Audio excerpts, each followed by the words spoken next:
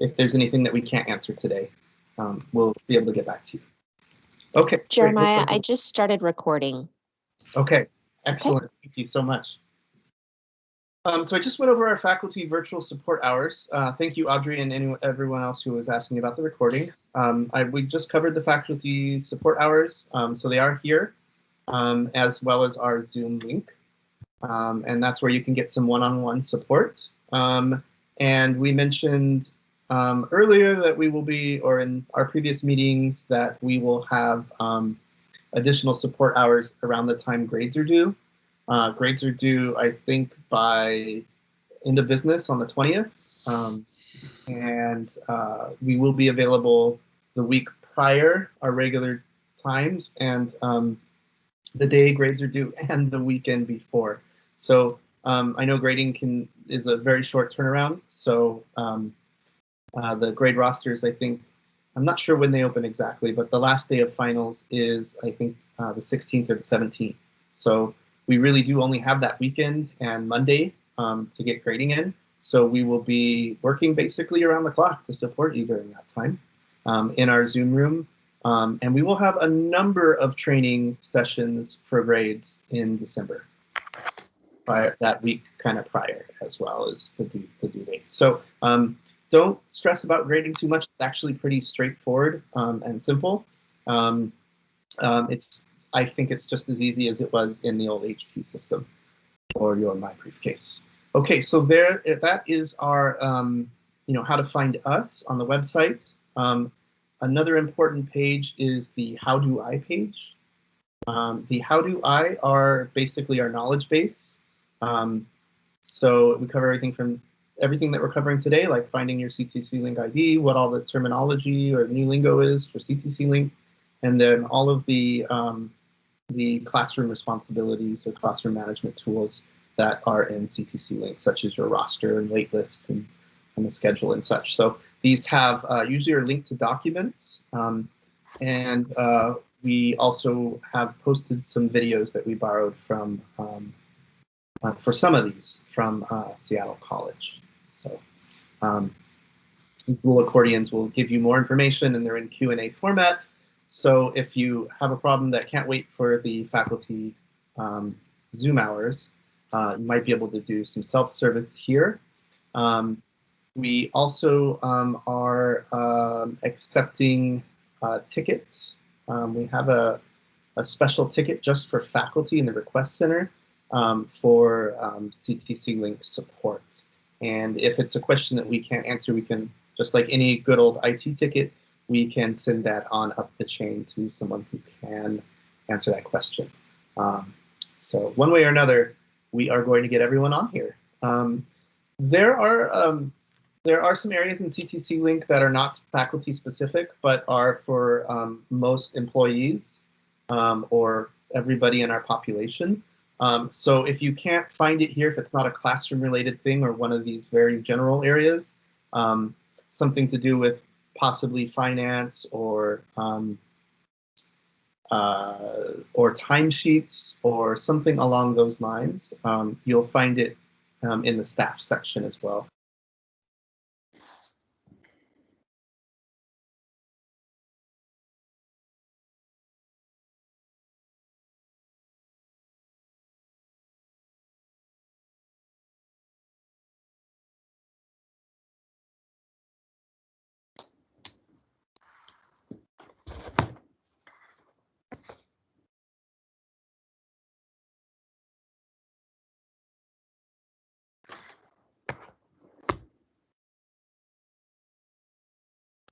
I can't hear you. You're muted.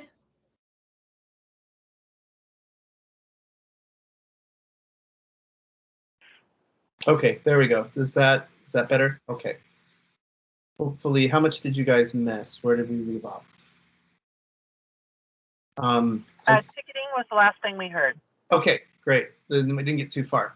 Yeah, so ticketing here, ctcLink ID lookup tool here for those who forget their ID and didn't write it down, and then an email if you want to reach us directly as well. So lots of of ways to support. I do see a hand up. If it's a general question, we'd like it to wait until the end, or put it in chat and Audrey can address it for us. Okay. Okay. All right. So I'll continue. So those are our faculty resources. So on the landing page for faculty, again, is the link to activate your account as well as the instructions. That's where we're starting today.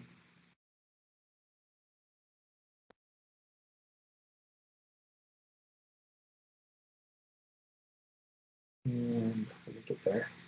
Oh, one thing that I would like to mention, and this is also linked through our agenda, which is the way that ctcLink works with the browsers is that it's pretty cookie intensive. And so your cookies can get filled up pretty fast. And one thing you'll need to learn how to do is to clear your cache.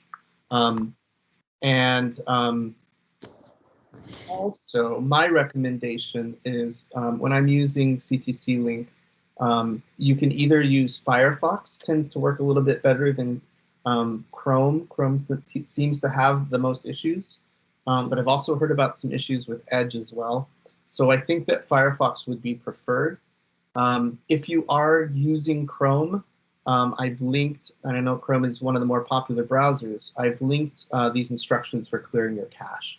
So if there's ever a problem, you may want to do that regularly. And or use incognito, which when you close that window out, deletes all of the cookies that have accumulated. And so that's what I do for that. Okay, so that's linked in the agenda, which I shared. If Audrey, you can find that link and share it again, that would be great. Here is when you follow this link on the account activation gateway link, will take you to this page here. So this is where you both log in and activate your account for ctcLink. When you click activate your account, you'll be redirected. You'll be submitting your first name, last name, date of birth, and then you want to change this drop down to SID old and enter your old SID here and then click submit. Once you submit that, you'll be taken to the next page where you'll be prompted to put in a password and some security questions. When we were testing this, the questions had to be longer than 6 characters. So does your password, but sometimes people were putting in a pet name, for example, and it was only 3 characters, right? Or 4 characters, like Spot. So keep that in mind when you're creating your security questions, that they need to be longer than 6. Your password needs to be longer than 6. You can use special characters. I believe they're not required. I think there might be a requirement for an uppercase letter in there. So once you have all of that done, and hopefully without error messages, you'll submit the password, and it will generate your ID, your ctcLink ID. Well, not generate it, it will actually activate it and show it to you. And my recommendation would be to immediately write that down, because that pop-up does go away after a few minutes. I think if you even click onto another tab or open a new window on your computer, it'll disappear. So you want to write that down right away. I wrote mine down and took a screenshot of it and took a picture of it with my photo, because I didn't want to be the ctcLink faculty advocate that forgot their ID. That wouldn't be so great. There is a known issue right now that it'll tell you at the end of that you need to log out of this browser and re-log in. So my recommendation would be to activate your account in a new browser window. Close all your browsers out. I know we all like to keep hundreds and hundreds of browser tabs open, right? That's why I use the incognito, because it treats it as a separate instance. But I would say just use Firefox if you normally use Chrome, whatever, use incognito. Just open one tab. When you get to the end of it, write down your ID, close it out, and then go log in fresh, because that can create an issue with the cookies, and it will tell you that you haven't updated your account, or sorry, probably will tell you that your password is incorrect. I think that's the bug that's been happening. If that happens, if you forget all of these steps and it doesn't work out, it's okay. That's what our Zoom office hours are for. But we'd like you to get through this as seamlessly as possible. So that's why I'm spending so much time on these steps. Okay, let's transition there to what you'll see once you log in. If you teach for more than one institution, it will show you a slightly different screen than this. I only teach at Bellevue College, so I go straight to the Bellevue College gateway. But if you teach at multiple campuses, it will ask you to choose one of those campuses, because that information, of course, is kept separate. There are a number of options on here. As you can see, Canvas is at the top, and then we have a Student Services Center, Advisor, Homepage, Faculty Center, HCM, which is a synonym for HR, and Financial Self-Services. And so you'll be able to do a limited amount of activities in each one of these. The Canvas is not changing its login. It's just linking you straight to Canvas. You'll still log into Canvas with your email address on the single sign-on. So that hasn't changed. So we'll take a look here at Faculty Center. That's where you're going to be, that's what you're going to be using the most. There are some trainings on the self-service, the HR section, and financial as well, linked through the website if you need some more crosswalks for those. Today's focus is going to be on Faculty Center. All right, so when you click on Faculty Center, it'll force open a new tab or window, and it'll take you to your Faculty Center. I do want to note that I'm not actually in the real environment. This is a mock environment, and so any information that we look at is not as privileged as direct student data, right? So we will be looking at a few test students as well, and so just that's why we're doing it this way. And so this is a carbon copy, if you will, of what my Faculty Center looks like, with a few test classes thrown in there, a few dummy classes thrown in there. So this is what your Faculty Center looks like. Welcome. Okay, so default view will be your My Schedule,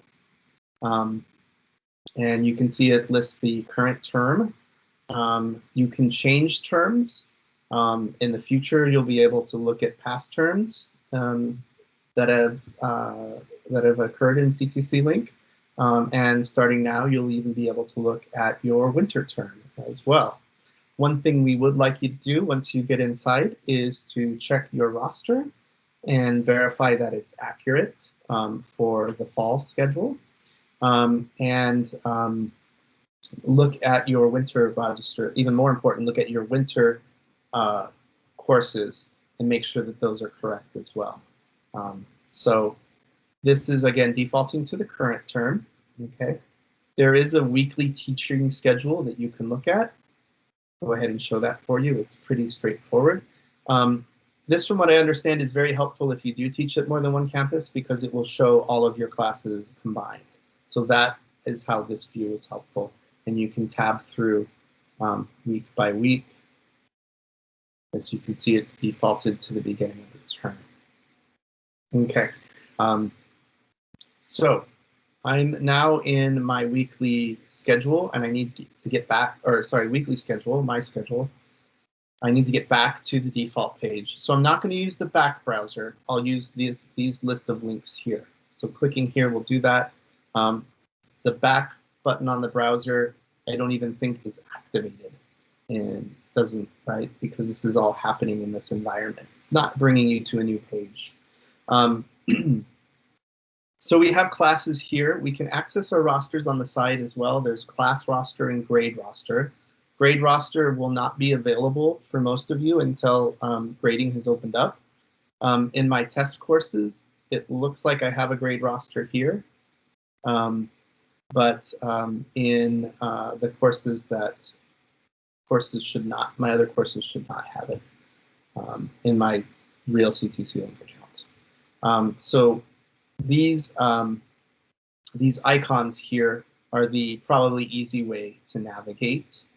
The icon legend is up here. These aren't clickable. This is, again, just a legend. But you have a roster icon, a grade roster icon, a grade book icon, and assignments, and a learning management. Learning management is, I think, deactivated. The assignments, I haven't found a use for yet for the classes that I teach. The main ones that you're probably going to want to focus on are class roster, grade roster, and that's really it, just these two. I will show you let's show you the change term quickly so that you know where to find your winter schedule. So if we do change term, so I haven't gone back into the past and seen if there's anything in here. My guessing, not much, but winter 2022 is one that we want to look at. And so I can verify that these are the courses that I'm assigned to teach. This looks like what my division chair sent me, so I don't have to worry. If you do see something that doesn't look right, we're requesting that you reach out to whoever builds your schedule for you, if it's your division chair or your DOD. We would recommend that you reach out to them if your winter courses don't quite look right. Okay. You can also put in a ticket under the request center, and there's a special section for that that we can share with you as well. Okay, so I'm going to change my term back to fall 2021. And we'll take a look at one of the class rosters. So let's take a look at this Intro to Chemistry lecture, a class that I'm not actually qualified to teach, but I do have a roster for. So these are students enrolled in the course. They're not real students. These aren't real ID numbers. So they're named College, Bellevue. But in a real roster, you can actually click on these names and get email addresses for these students. You can also notify your students. This is a feature that HP did not have. And to notify those students, you click on the students you wish to notify. You can notify all students or notify selected students. You can select all, click on notify. This isn't, okay, the student doesn't have an email address, so I won't be able to demonstrate this for you. But what it actually does is open an email window, and it says it's from the desk of Audrey Hugh or Jeremiah Allen, and it includes the preferred emails of all of the students in your course, if you select all, or whichever student you selected. And BCCs that to all of your students and sends you a copy as well to your Bellevue College email. It's really important to note that the email that it populates is the student's preferred email that they set up in ctcLink. So it might not necessarily be their Bellevue College email. So you want to use discretion when you discuss any sensitive topics there, like i.e. grades. I would probably not use this for talking to a student about grades. I think the recommendation for us as faculty is if we're going to have a discussion about grades with students, we do that in person or through Canvas. But this is a great tool for maybe, say, prior to the quarter starting, you need to communicate with students, either to send out a syllabus or need to send out your textbook information to your students. That's what I would use this for. All right. So that was class roster and how to communicate with students, which is a fun feature here in the class roster. We can also change the course from this view, right? So if I wanted to look at another one of my courses, I could click, it'll take me back here to my schedule, and then I can click on the next roster as well.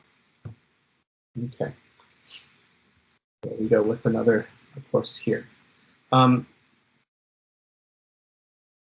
So that is the Faculty Center view.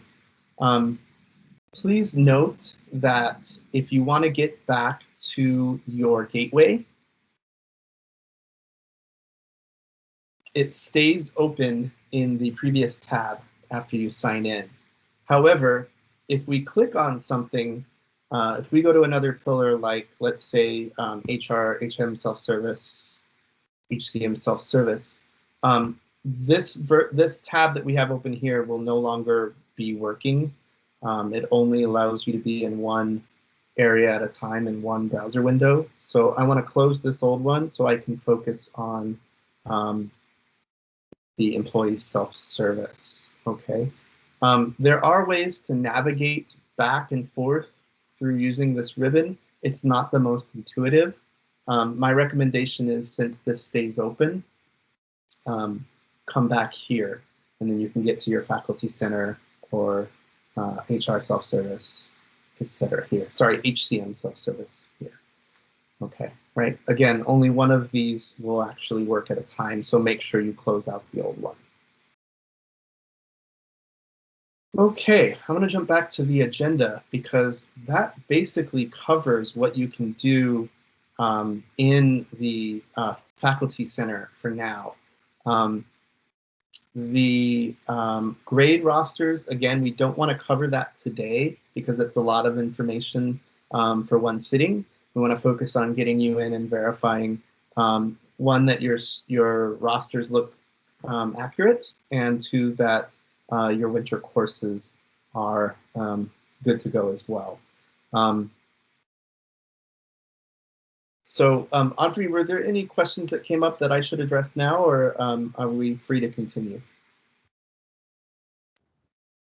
Somebody had a question about, let's see, this, what can we tell students? But I think Steve is going to cover that later. Yeah. And then can a student who works on campus, can they activate ctcLink today? And Maria did say that she thinks they can do it today. I think that's what you said, right, Maria? And I think that's basically it, except someone still has their hand up here. So let's see. Jeannie, did you have a question? Oh, I did have a question. Oh, that was the old one, an old hand. Most things require a Bellevue College email address. They want us to use Bellevue College email addresses. Is it possible for the Bellevue College email address always to be the primary one? No.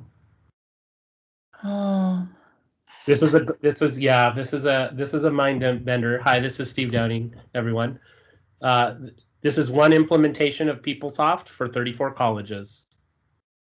So, and the student is in control of their personal details, that bio. So if we said we want the campus email to be the Bellevue College email, we would be in essence fighting with 33 other colleges. Now, how many students are at all 34? Maybe not very many, but it is not uncommon that students have records at more than one institution.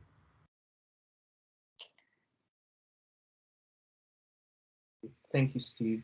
I did forget to mention one thing, which is printing your roster out. So I want to go into a more populated roster here. So let's look at this first year seminar course I'm teaching this fall. And so as we see, the roster is here. You might be tempted to just print your screen out and that won't actually work very well. There is a printer-friendly version link you can click here.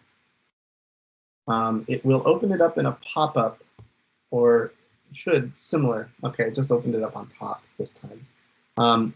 Now, even doing a print screen from here will make it so that you don't get the whole roster. Here, I'll show you what that looks like. If I do a print, what you'll actually see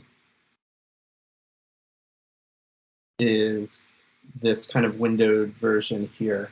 So that's not going to be very helpful. So I'm going to cancel that. And what I'm going to do is I'm going to select all on the screen. And then I am going to right click into print. And now all of that information will show up here if you need to print out the roster. So that's a quick and easy way of doing that. You can save it as a PDF or choose the printer that you use there. So that's one easy way to do that. Let's see. Let me get back to my schedule. There is also, if we look at a roster here, the same one, this little grid option here will allow you to download these enrolled students into an Excel table. So that'll mean that you can open it up in Excel. And I think for some people, a error message might come up when you open that.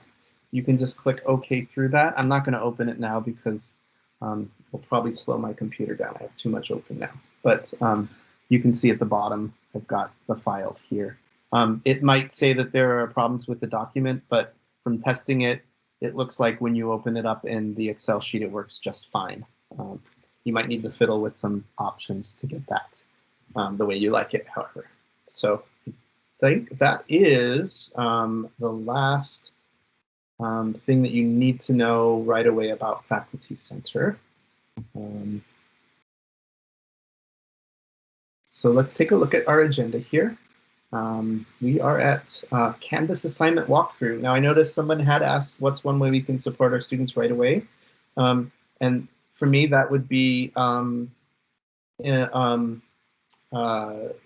getting the assignments from Canvas Commons and importing them into your class. There are 2 assignments that we created and an announcement. The announcement went out in an email earlier. It is also on the on our website. In the announcement, you can recreate it yourself. It's pretty basic. It tells the students what ctcLink is, when it's coming, and why it's important to set up your ctcLink ID and get in there as soon as possible. And so the assignments in Canvas really reinforce that messaging. So I'm going to go into the Commons. So you all should have this link from your Canvas landing page. It will be here. And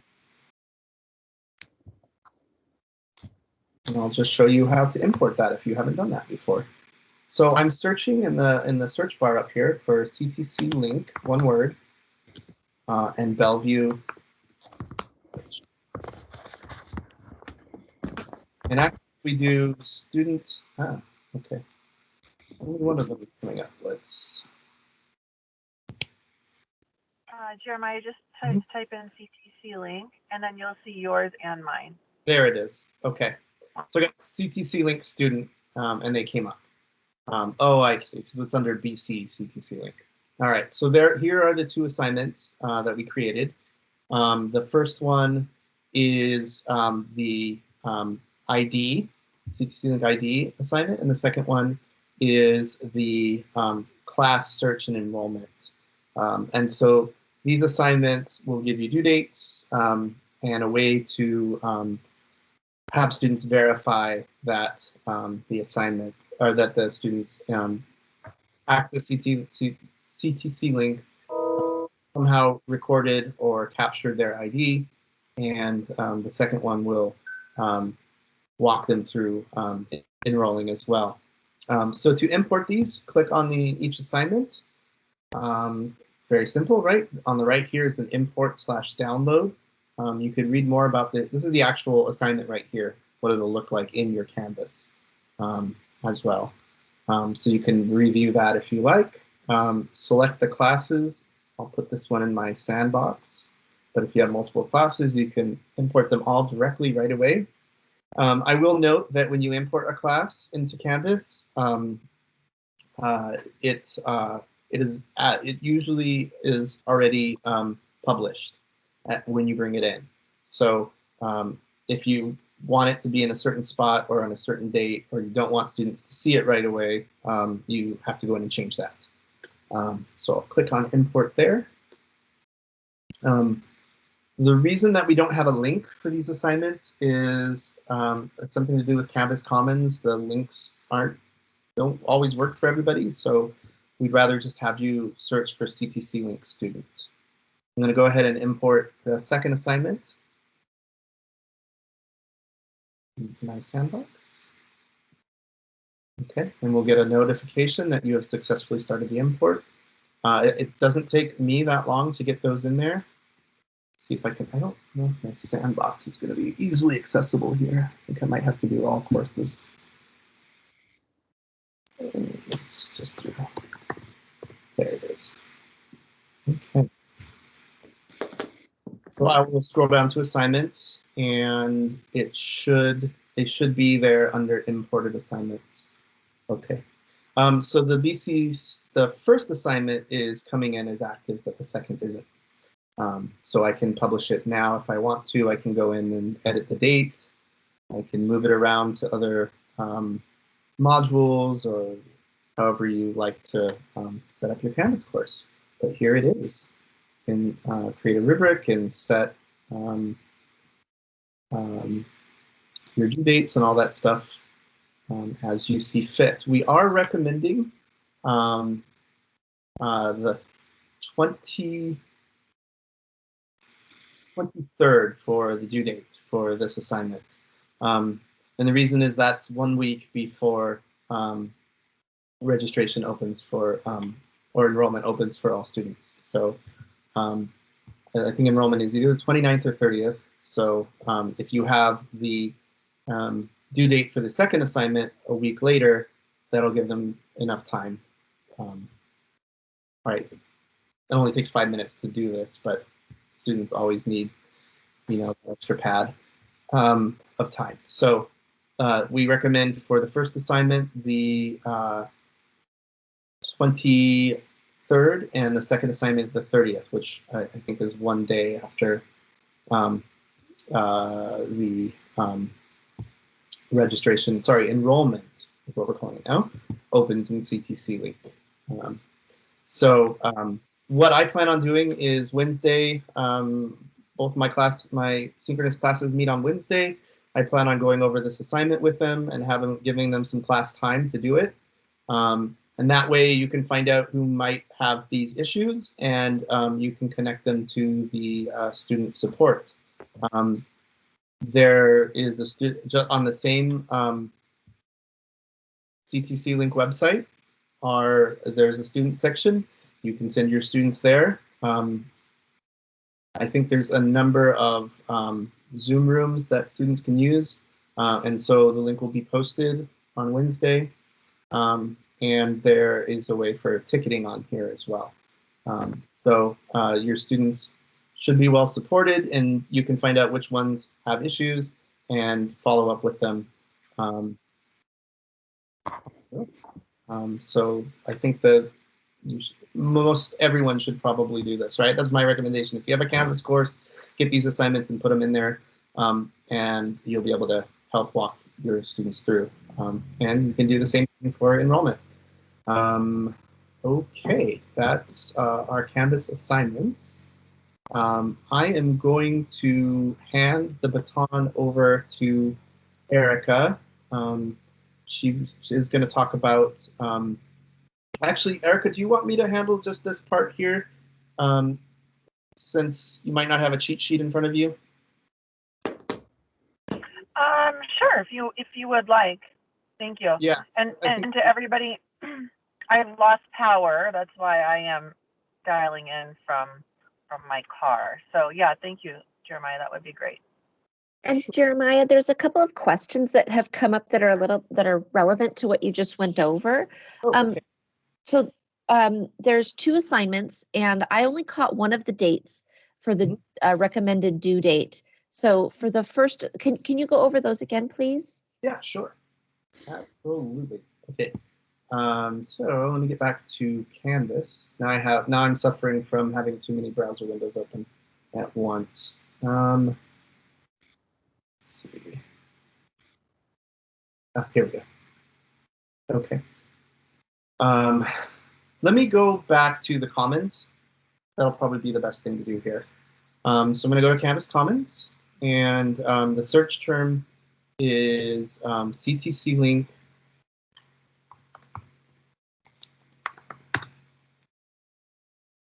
assignment. And then that'll narrow it down to these 3. So this is the first assignment. It's the ctcLink ID assignment, activation assignment, I guess. And so this one is due in my classes on the 23rd. That's our recommendation. This is assignment 2, which is the class search and enrollment. And that one we recommend for the 30th, which is one day after, I believe,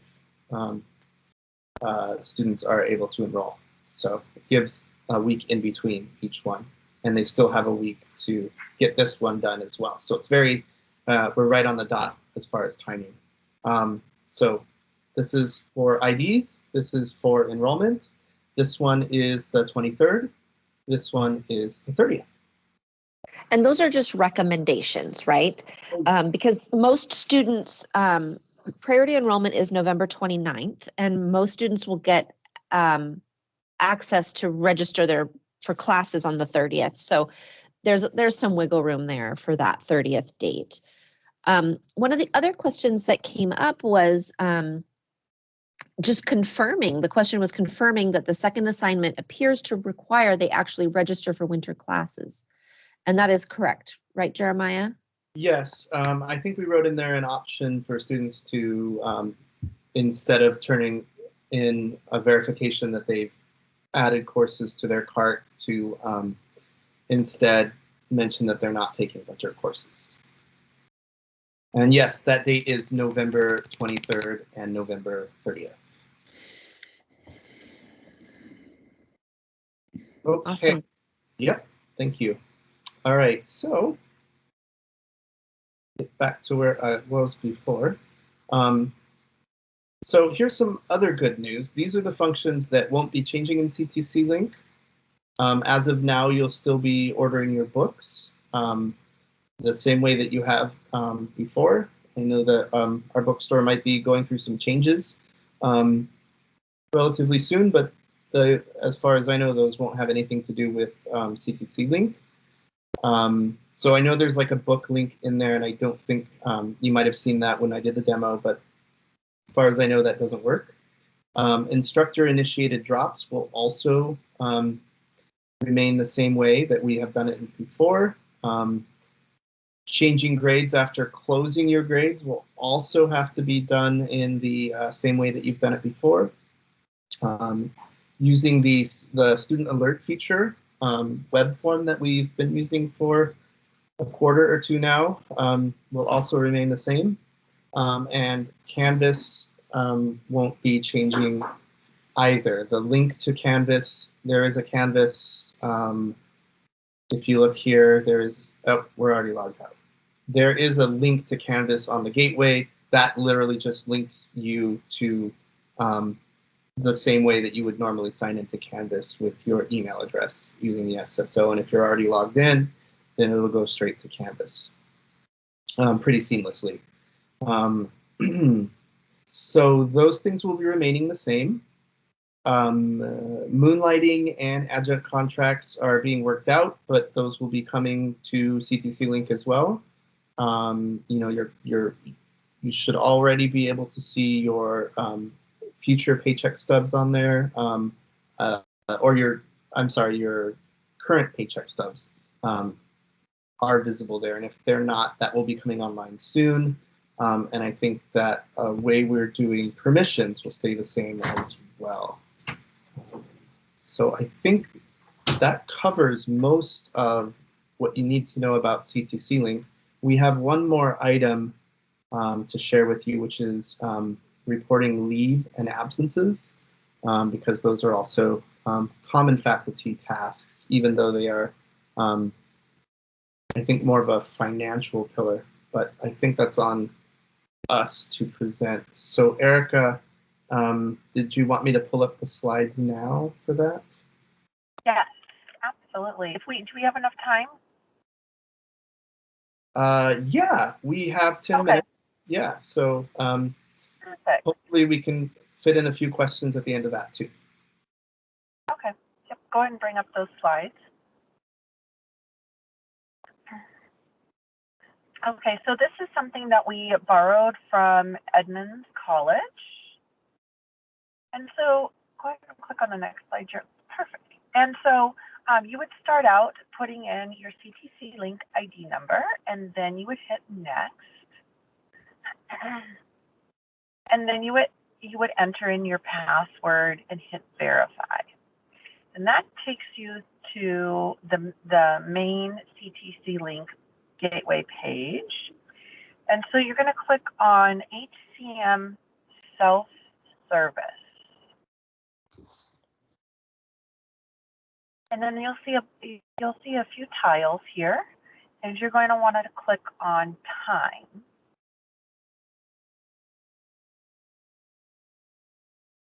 And then we're going to request an absence. Okay, so if you have multiple jobs, this is where you're going to select from the drop-down menu, and you're going to select the job that you're actually going to be putting in the hours.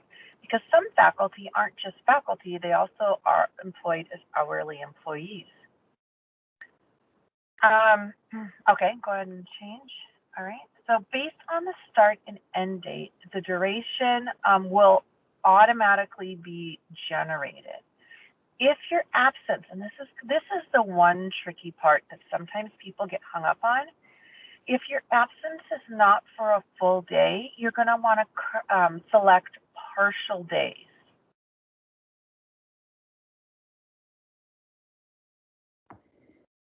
Okay, so part-time faculty do not work full 8-hour shifts, so we are always going to select that partial day. Note that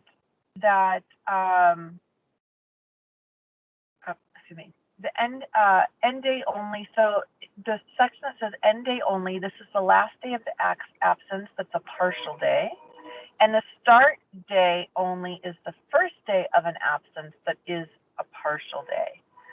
And this is a little tricky. So we are going to have upcoming training on this, because it is hard to think about in your head when you're not actually doing it. But the start and end dates, so both start and end dates of the absence are partial days, and all days refers to every day of the absence is a partial day. So you'll have those options to choose. Go ahead and click to the next slide. Alrighty, so the next piece is if partial day is chosen, the user must indicate, and we kind of just went over a few of those. Is it the end of your shift that's a half day, yes or no? And if the answer is no, then how many hours is the partial day absence for? And you would type that in. Then you're going to select the Done button to return to that absence page. You can put in comments if you feel like that's necessary. And then you're going to select the button that says yes, and then the status will be submitted.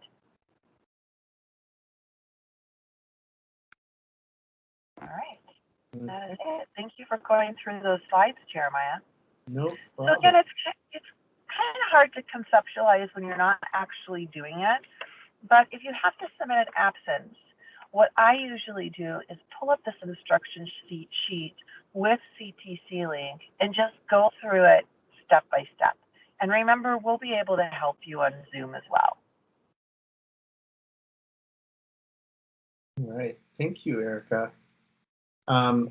I think next up will be, and I know we're getting short on time, so I just want to go ahead and move on to Steve next. And when he's done, if you have questions for Steve or for us, we'll try to get to as many of those as possible. I think Audrey wanted to bring up maybe a question or two as well. Well, I would like to hear Steve, but I just wanted to tell the people that put their questions in the chat that maybe we could answer their questions in a faculty post newsletter so they're not lost. Okay, but I would rather hear Steve. All right, thank you, Audrey. Thank you, Audrey. And so I understand I'll do some demo here, and there's a desire to see what the student interface of things look like how the students navigate into this thing and select their classes and register for classes. So do I need to request, wait, hang on, I gotta find the share here, or do I have to? Hey Jeremiah, can you have to can give me you allow multiple people to share their screen? Oh, we can't hear you, Jeremiah. There you go. Yeah. Does it work now, Steve? Yes, it does. Sorry about that. That's okay.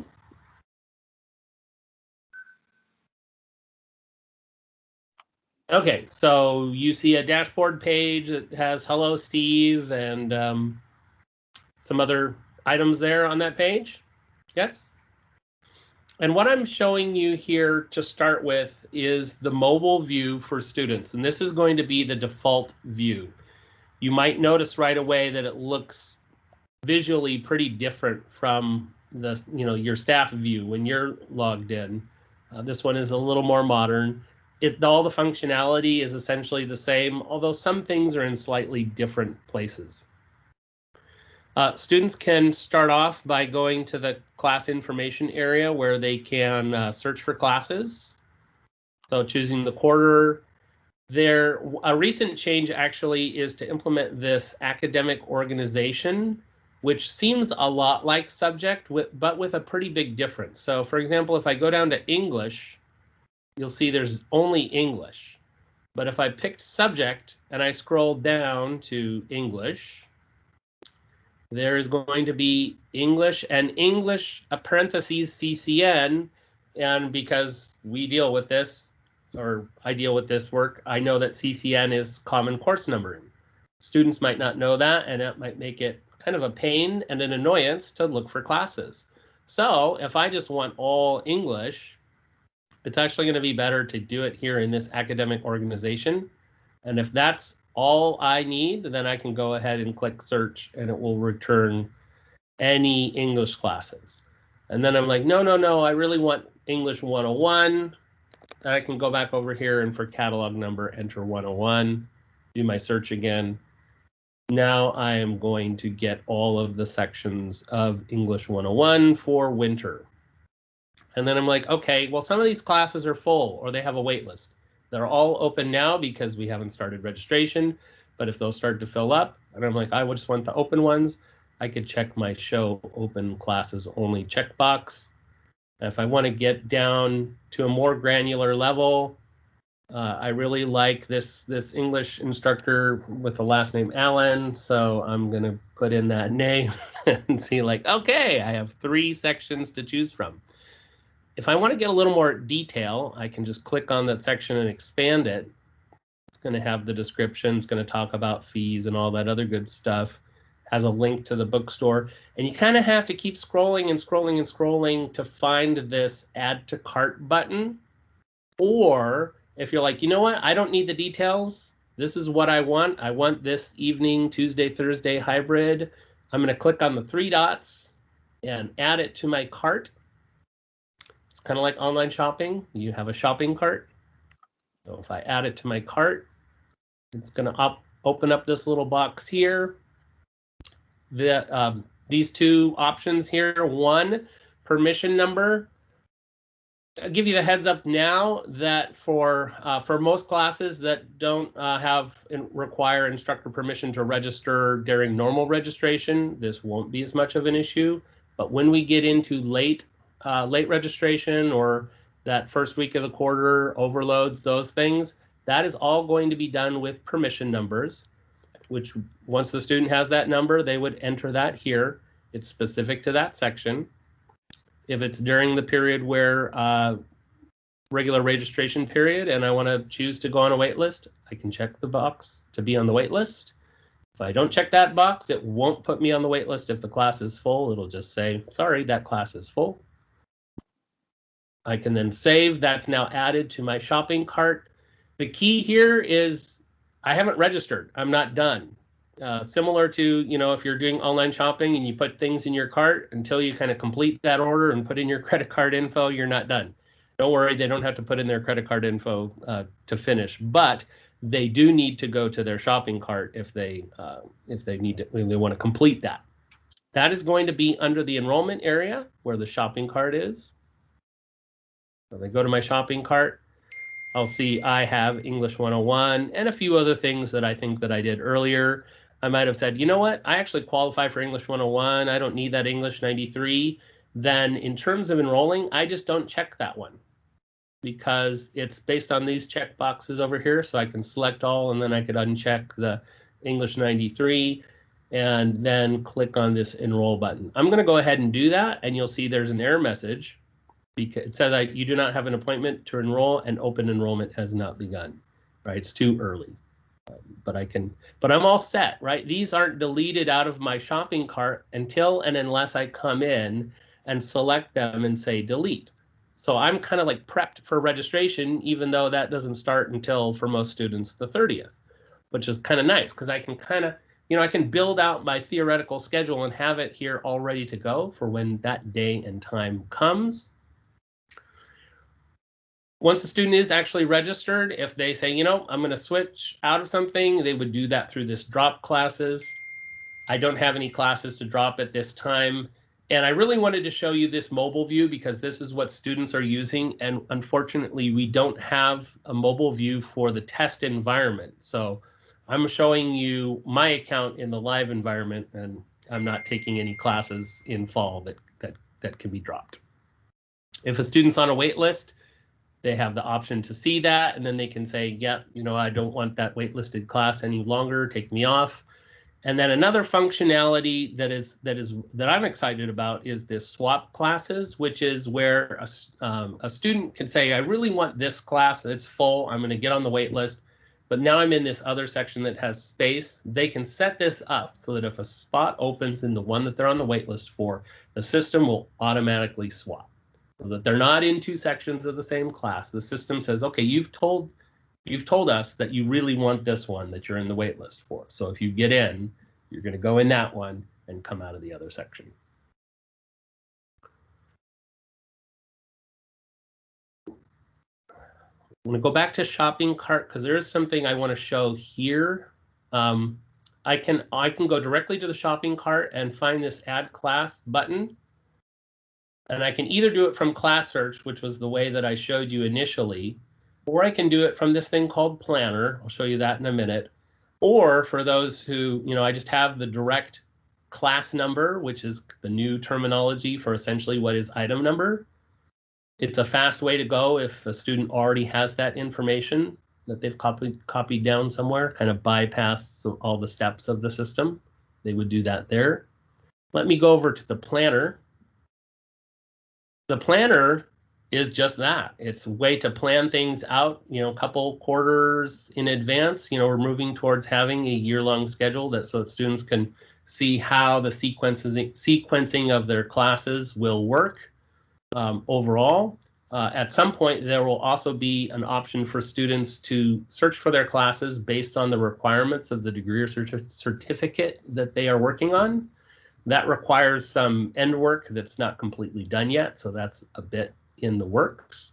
But I have these two classes in my planner for winter. If I say, yep, those are the ones I actually want, I can select them, and I would add to cart. Again, that shopping cart terminology. But because there might be more than one section of those courses, when I get to this add to cart, it says, well, you got to tell me what sections of that particular class you actually want. Now I'm back into kind of that view that we saw when I was doing the class search. So it's PeopleSoft, ctcLink has sometimes 2 or 3 ways of doing the same thing, depending on the path. So it's good to be familiar with what those are, even if they all sort of lead to the same place, just so that there's not overall confusion there. Yeah, 3 dots, I can add it to the cart. Hey, Steve. Yeah. We've gotten a few questions about permission numbers. The first one was whether that field is a required field. It is not, unless there are 2 situations where it is required. One is if you have a class that requires all students to have permission of the instructor, similar to in the old legacy system, you would need to generate entry codes and give those out. That would be a case here where now the student doesn't have to enter that permission number, but if it's a permission required class and the student tries to enroll, it's going to give them an error and say this class requires permission to enroll and you didn't enter a permission number. The other is when it is on 2 situations during the first week of the quarter. One is it's the first day of the quarter and your class is full and you have decided that you're going to overload your class. That will require a permission number.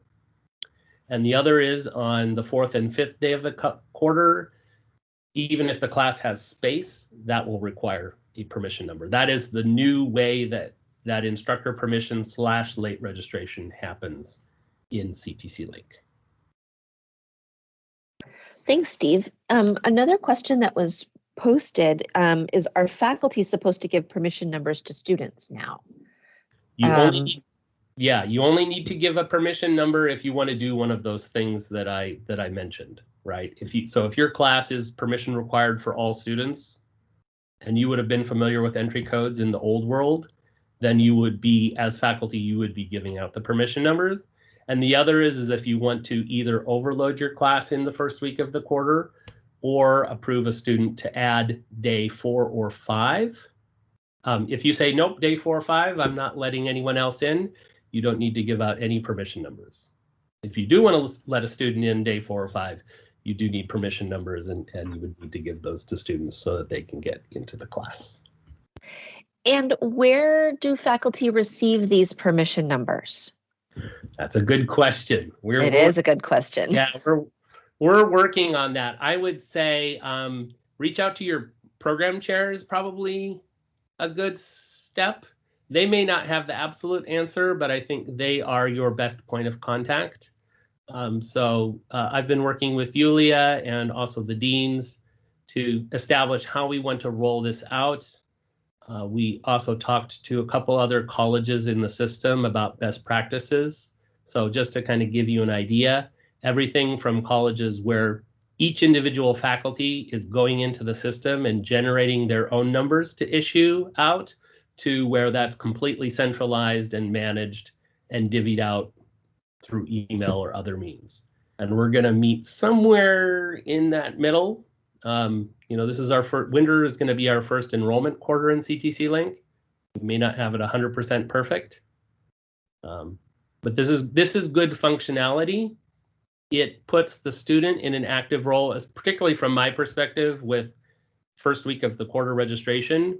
They aren't sitting in a queue of 200 requests waiting to get processed. Once the student has that permission number, they go in online, even at 2 a.m. or 3 a.m., put that number in, they're in the class, they can take care of their payment.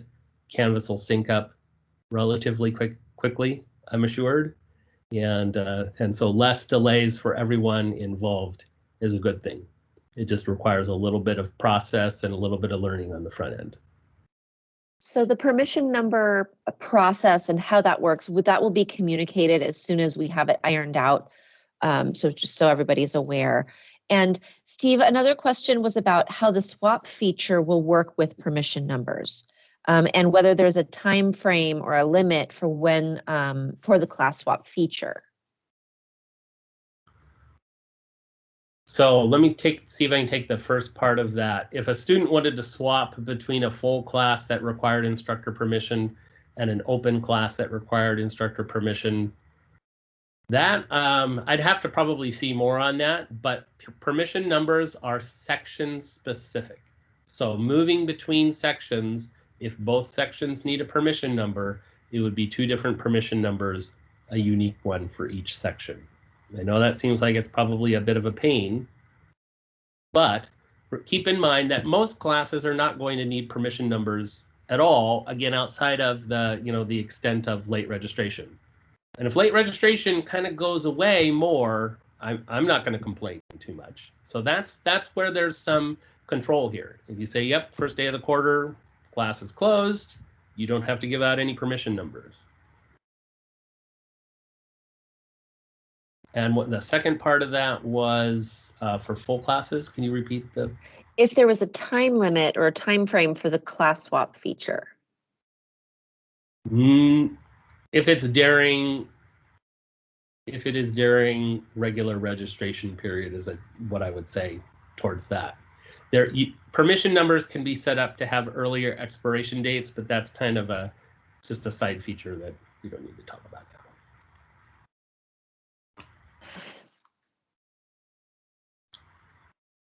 All right, lots of questions coming in. Yeah, lots of questions coming in. So I'm gonna have to kind of try and look at them here, Great. But yeah.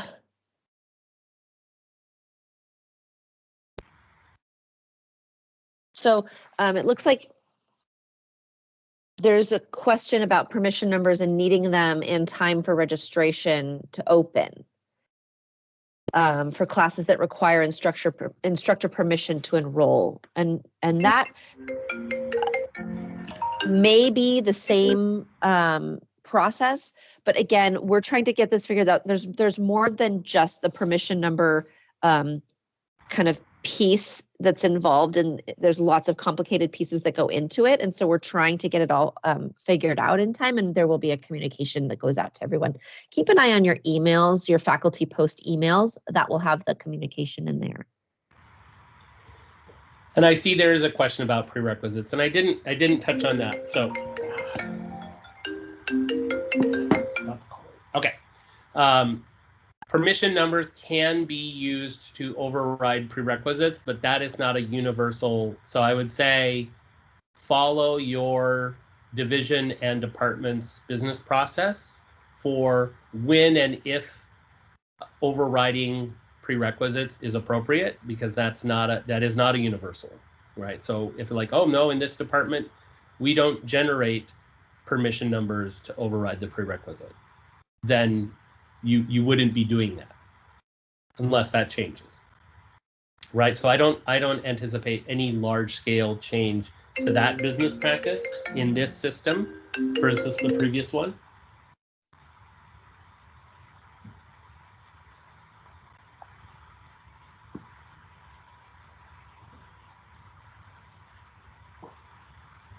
So Steve, there's another question about students. If a student has a block because of fines or missing payments, will they still be able to register and have some grace time to settle their block issues? And at what point in the registration process will they see the block? So as a result of a recent state law, students' registration cannot be blocked because of unpaid fees. It can be blocked if they have unpaid tuition, right? If they owe like $3,000 of tuition and they're blocked because of that, that's different. If they have $50 in fees, they're not blocked from that. They can still get registered for classes. If they do have a block, that does need to be resolved before they're able to be registered. But in their student center, and let me see if I can just give you a quick. So I will, I'll change my institution, which is done with this little gear icon in the upper right. I'm going to change my institution to Lower Columbia because I know I have some blocks there. So on my dashboard, I have 3 holds. They're all the same hold. I know the registrar at Lower Columbia, so he obliged me with putting on some holds. I see that my hold is orientation and advising needed, which might be enough information as is, or I can actually click on that and it has a more detailed, longer and more detailed description. It can include hyperlinks, and this description can be as long or as detailed as is needed to provide the appropriate information to guide students. So hopefully, when a student says, "I'm blocked," we say like, what did it say when you clicked on the hold or the block? What were the instructions? What was the information? Well, it said I didn't do vaccination attestation, and it had a link to go do that. And we're like, well, you go do your attestation. That will take care of the hold.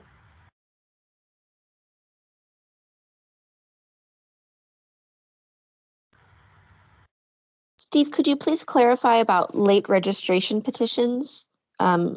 Will they or won't they exist? So this is very much a process in flux. I've heard some feedback that keeping the form for that front side of the process makes sense.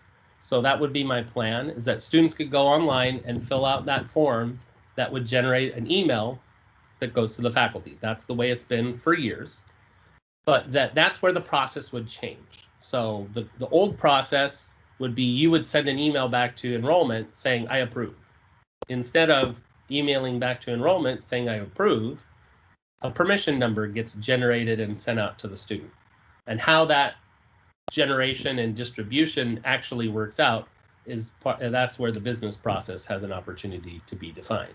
All right, I think I saw in the chat that that a program manager was managing that. That's a possibility. You know, program manager generates 10 codes for everyone's sections, and then you get your 10 codes. You have your 10 codes. You give them out as you see fit. But that's not 100% decided. So stay tuned. Check in with your program chairs on that. We're going to figure this out.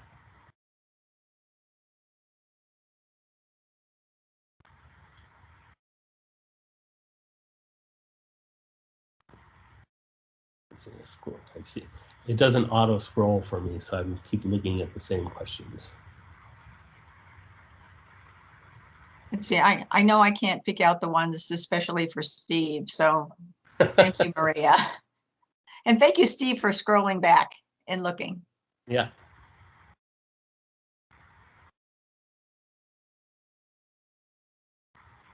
Steve, there was a question directly specific for you earlier about attachments to student emails. So if a student sends an email with attachment from a non-BC email address, is it safe to open? And to an instructor directly? That's what it looks like. Then that might be more of a IT question there. Just because students can determine what email they have on their ctcLink record doesn't mean that they don't have a Bellevue College email. So if a student is needing to email you something, I would still say it's a best practice for the student to use their Bellevue College email or to use functionality within Canvas to send that information. My own thought there would be, if I'm getting an attachment from like a Gmail that seems like it's the student, and I'm not expecting that, I probably wouldn't open it. I might I might then go back into Canvas and send a message to that student and say, hey, if you want to send me something, please send it through Canvas or send it through your Bellevue College email. Just don't want to get a virus.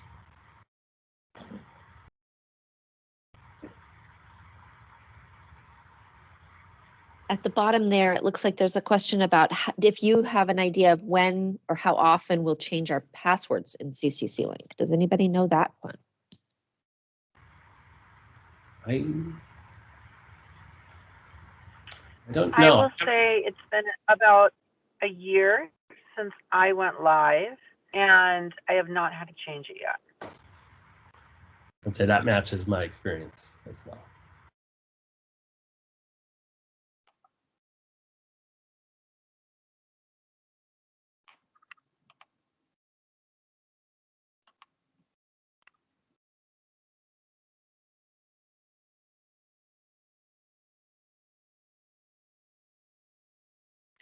Do we want to tell them, or will be available also be after 3 again? For Yes. account activation questions? Yeah, Audrey and I are going to, as soon as we wrap up here, which barring any last questions here,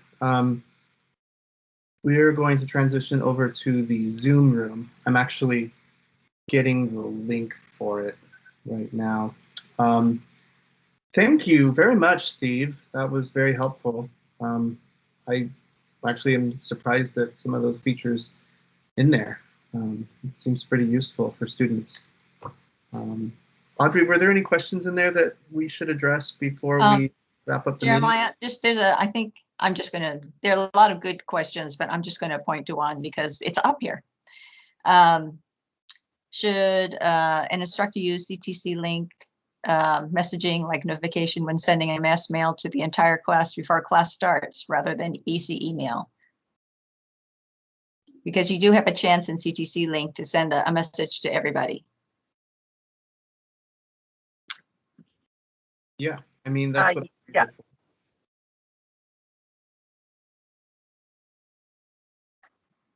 Because your Canvas isn't going to be available for you until day one. And so the old way of doing that was to search for the student's BC email. That would often take a while, and sometimes we weren't sure if that was the exact student. So this seems like it's a better way to send out your syllabus.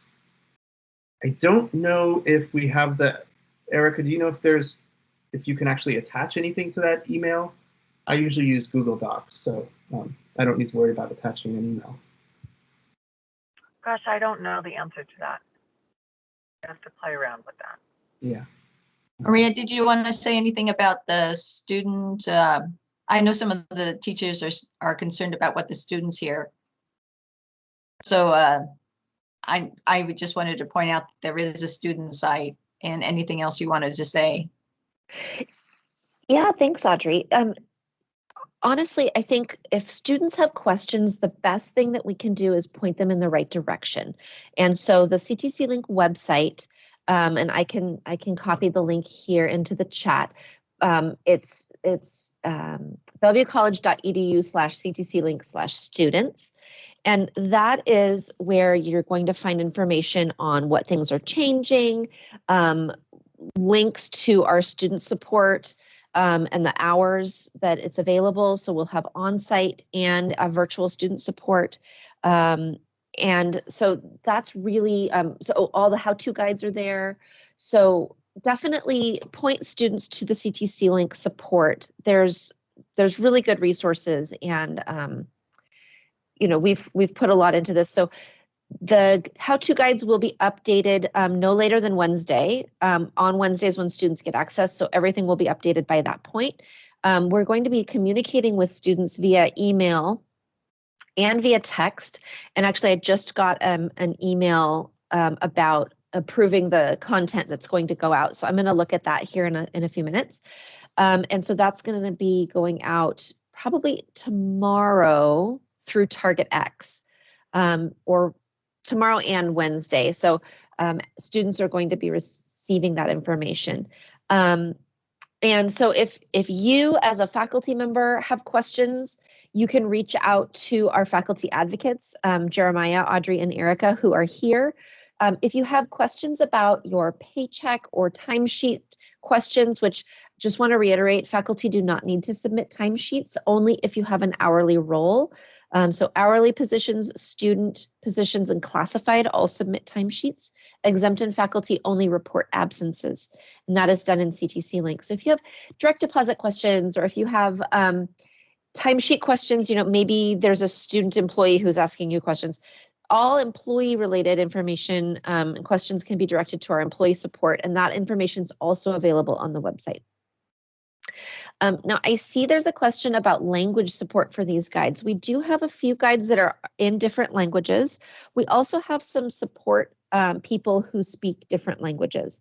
So depending on what language is needed, we can find help in that language.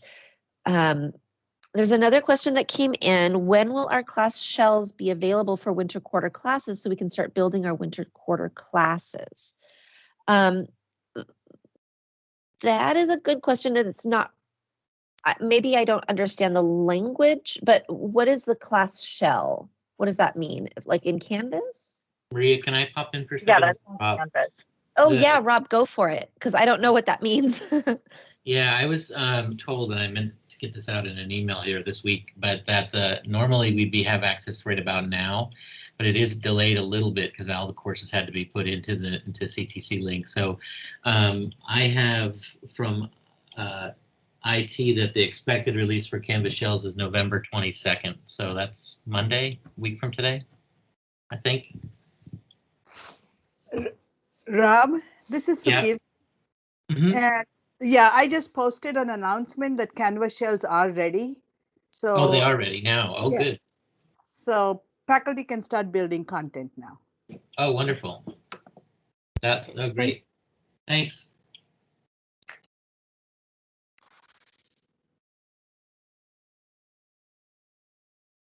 Okay, well, it seems like it might be safe to wrap up. I'm going to post the Zoom invitation in the comments. If you, hopefully that worked. Yes, okay. So Audrey will transition over to that Zoom room. And will that work for you, Audrey? And then Yeah, I'll do that right now. I'll stay here to kind Sounds of good. wrap things up. Okay.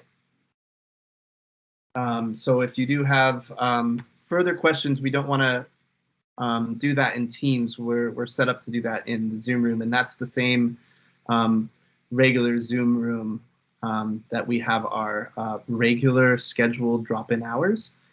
So we appreciate you very much coming to learn more about ctcLink, and we are ready, willing, and able to help you get started with that if you're running into any snags. So thank you again to Audrey, who's left, Erica, Maria, and Steve, and Rob for scheduling the meeting.